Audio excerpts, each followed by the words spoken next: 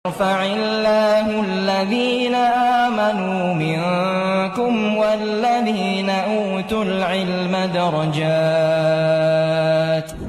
Faqih, indahnya faidah dari fikih Islam.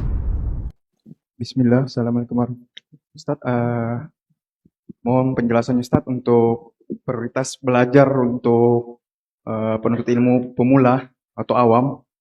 Itu yang lebih diprioritaskan adalah belajar tauhid terlebih dahulu atau adab, karena pernah saya dengarkan bahwa di majelis Imam Ahmad bin Hanbal rahimahullah bahwa banyak zamannya itu atau penuntut ilmunya mempelajari adabnya terlebih dahulu sebelum mempelajari ilmu. Jazakallahu khairan. Assalamualaikum. Barakallahu fiik.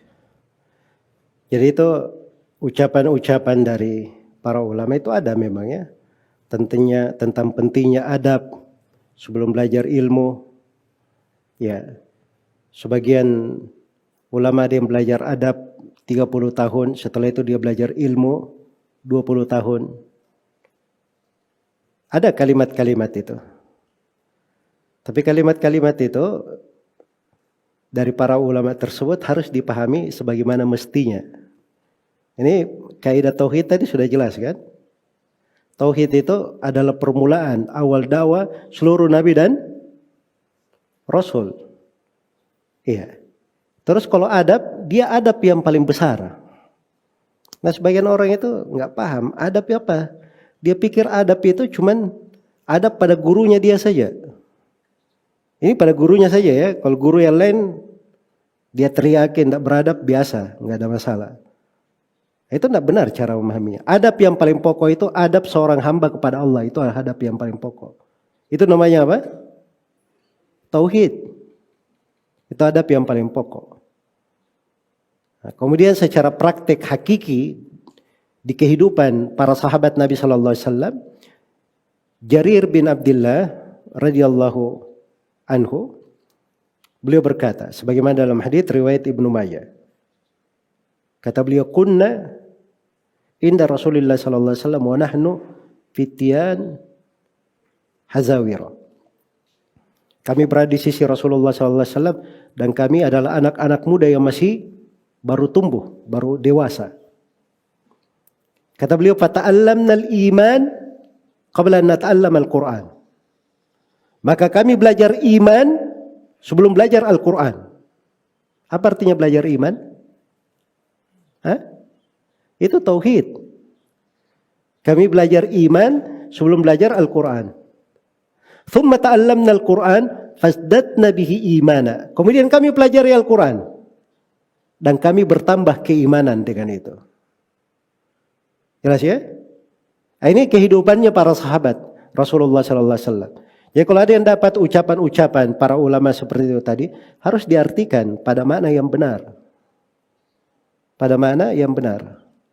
Jelas ya? Karena itu jangan masuk di dalam gaya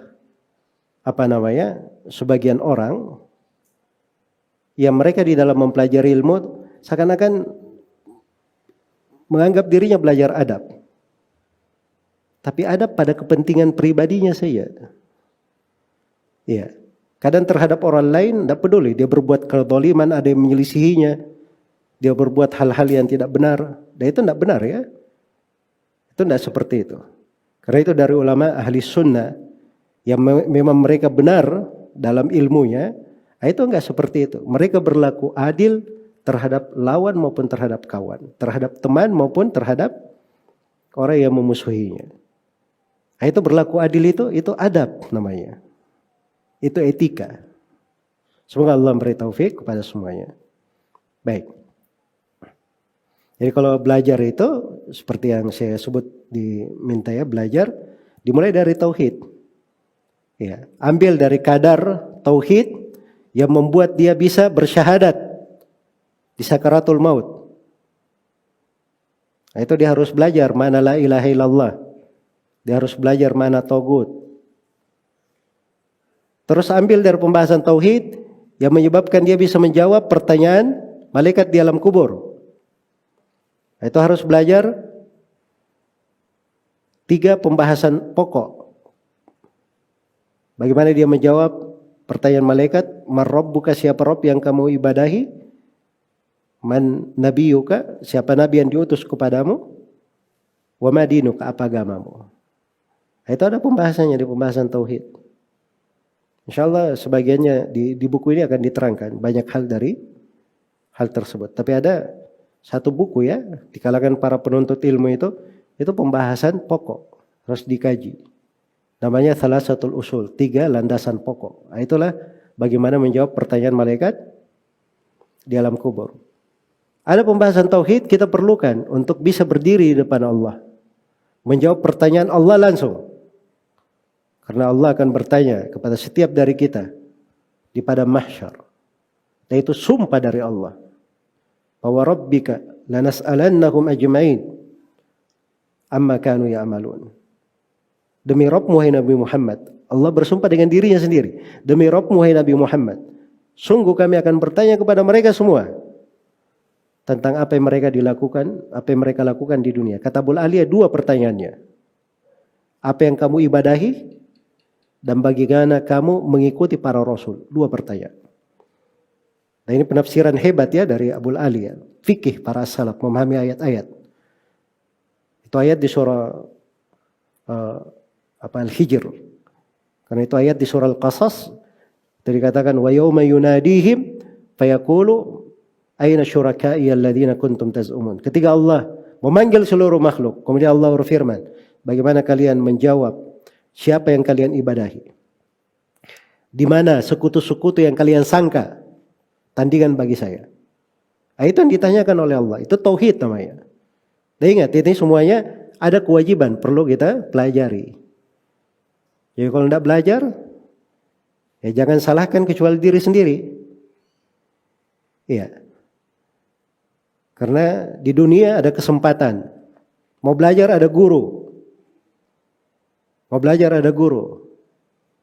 Jangan salahkan kecuali diri sendiri. Tidak mungkin di alam kubur itu Munkar dan Nakir tanya man rabbuka. Oh afwan Munkar dan Nakir. Kemarin saya sibuk. Belum sempat belajar. Tidak ada negosiasi di kubur.